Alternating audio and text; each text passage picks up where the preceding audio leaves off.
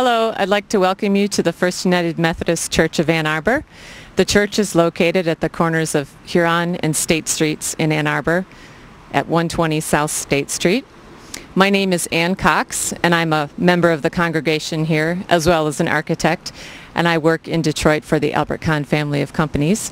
As an architect and a member of the congregation here at the First United Methodist Church, I'd like to invite you to enjoy this tour of the building and invite you to come join us at church. All are welcome. This church, located in the heart of vibrant downtown Ann Arbor, enjoys the company of the adjacent commercial, residential, cultural, and university communities that are so close to its doors. It is bounded to the north on Huron Street with the Campus Inn and Harris Hall, kitty corner to the architectural offices of Hobbs and Black, directly across State Street from the new University of Michigan dormitory, the North Quad, which is currently under construction, to the south by Lane Hall, residential areas, and then to the west by the First Baptist Church. The church we see here on the site was built in 1940 of Indiana limestone. It was designed by the local architecture firm of Fry and Kazarin. It was built at a cost of $300,000, $100,000 coming from the members, $100,000 from the Earhart family, and $100,000 from the Kresge Foundation. It was built in the popular religious vernacular style of Gothic Revival.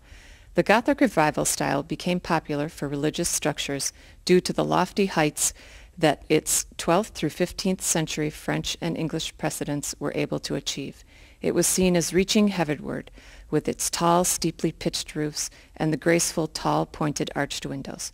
The style can be further characterized by the decorative details of stone tracery and stained glass. These elements can be seen in the church's many stained glass windows and beautiful tracery work. Here at the corner of State and Huron, we see the State Street entrance to the main sanctuary, as well as the north wing of the building, known as the Wesley Foundation wing. The Wesley Foundation is a United Methodist campus ministry providing programs for all campus-related persons with an emphasis on the needs of students, both graduate and undergraduate. Their wing of the building is connected to the main portion of the church, but owned by the Wesley Foundation and dedicated to serving students. The limestone church that we see here today was not the original structure that this congregation built for the site. A previous church had been constructed at the corner of Washington and State Streets. The congregation that built that church had even come from another site in Ann Arbor. Methodism got its start in Ann Arbor around 1827. At that time, 5 members started a Methodist Society of Ann Arbor and met in members' homes. By 1837, the congregation had grown and built a small frame church at the corner of 5th and Ann Street. That small frame church is shown in this historical drawing. By 1865, the congregation had outgrown that small frame church and decided to purchase property for a new, larger church. The church board of trustees president at that time, Erastus O. Haven, was also the current president of the University of Michigan. The congregation decided to buy property adjacent to the university so that they could be more closely connected with the students and faculty of the university. Some people objected to this new State Street location as it was so far out of town. However, being close to the university prevailed and a new church was planned. In 1866, a new church was dedicated. Attached to the original church, in a similar manner to today's church, the Wesley Guild had their own hall. It is shown pictured here in this historical photo. In 1906, a severe thunderstorm struck Ann Arbor, and the steeple of the original church was struck by lightning. The steeple caught on fire, but was contained. The congregation rebuilt the steeple and continued to occupy the church until 1940, when the new church that we see here today was dedicated. The original structure had been condemned, so it was torn down once the new church was built. As we continue around the building, we see the promenade that was designed in 1986 by local architect David Bird. The promenade was built to aid in barrier-free access to the church. Continuing around the building, we see the courtyard that houses the church playground and the education wing of the building. The education wing was built in 1954 and designed by the local architecture firm of Colvin and Robinson. It followed the same Gothic Revival style that the original building had adopted. The education wing houses church offices, Sunday school classrooms, a chapel, meeting rooms, and the First United Methodist Cooperative Nursery, or Fumpkin. In 1981, The church added the memorial garden. David Bird was again the architect for the project, and Howard Deerdorf was landscape architect. The Memorial Garden is a quiet, contemplative garden in the city that provides a quiet, meditative respite, as well as a meaningful resting place for members' ashes. Continuing around the building, we reach the west entry to the church. The west entry was added to the church during a recent phase of renovation projects.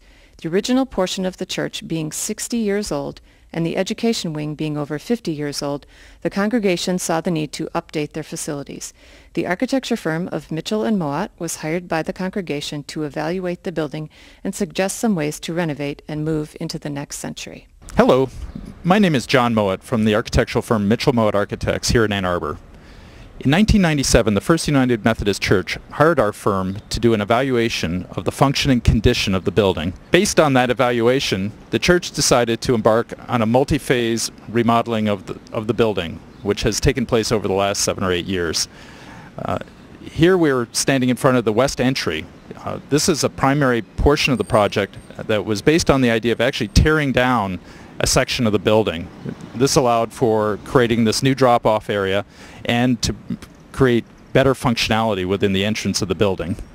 The design and materials used for the new addition were of limestone material to be compatible with the existing building. This was a primary interest of the church, that it fits in with what was originally designed.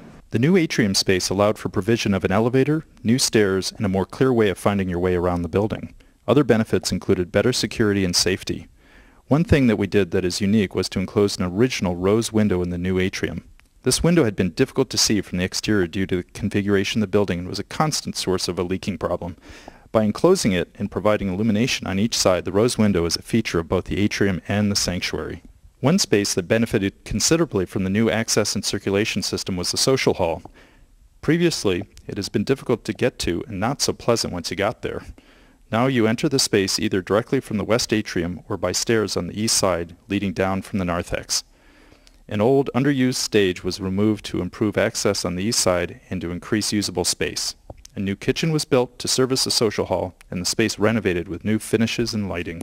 One problem of the building as originally designed was that functions were divided by central hallways and spaces were limited in size. Staff were separated from each other, and larger classroom and meeting space was not available. By swinging the corridors on all 3 floors over the exterior wall, we were able to provide larger classroom and meeting spaces and to create a unified office suite. The sanctuary is, of course, the focal point of the building. The adjacent narthex was updated with new finishes and lighting to brighten the entry into the sanctuary. In the sanctuary itself, an interesting feature is the fact that the roof structure of this 1939 building is built of steel, so the wood that you see is actually clad over steel construction. With the changing programs of churches, a lot of attention was spent looking at the function of the chancel. Barrier-free access and more flexible space was provided, as well as provision for more power and technology. Lighting and finishes were upgraded at the chancel, as well as throughout the sanctuary. The west wall, where the rose window is installed, was refinished with a new treatment to mimic the look of the building's limestone. Amongst the many goals of the church was to improve the accessibility and circulation of the building. This led to the church agreeing to make the bold move of tearing down a portion of the existing building on the west side in order to provide for a new addition. The materials and design of the new covered drop-off and addition were developed to be compatible with the existing neo-Gothic design of the building. Ann and I would like to thank the church for their support. On a personal note, this was one of my favorite projects that I've ever worked on. It's a great group of people. We had 40 committees represented in 8 groups, a lot of involvement by a lot of people. It worked wonderfully. We thank you very much. We hope you enjoy the building.